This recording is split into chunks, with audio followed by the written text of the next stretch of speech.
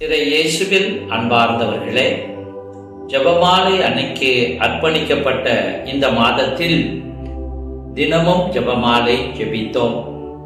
1000 மணி ஜெபமாலையை நமது குடும்பங்கள் நமது பங்கிற்காக ஜெபித்து மன்றாடினோம். இந்த ஆண்டு நமது இளையோர் அற்புதங்கள் பல புரியும் நமது அன்னையின் சிறப்பை ஒவ்வொரு நாளும் இன்ஸ்டாகிராம், வாட்ஸ்அப், ஃபேஸ்புக் வழியாக பல்வேறு அன்பர்கள், நமது மேனாள் ஆயர் அந்தோனிசாமி, நமது இந்நாள் ஆயர் ஜீவானந்தம் மற்றும் அருட்தந்தையர்கள், கன்னியர்கள், அன்பிய பிரதிநிதிகள், பங்கு பேரவை, இளையோர், வீட சிறுவர்கள், பக்த சபையினர் வழியாக எடுத்துரைத்தார்கள். இந்த முயற்சியை பலர் பாராட்டினார்கள். நமது பங்கில் மட்டுமல்ல, தமிழக அளவிலும் பாராட்டினார்கள், வாழ்த்தினார்கள். நான் அவர்களுக்கு நெஞ்சார்ந்த நன்றிகளை கூறுகிறேன்.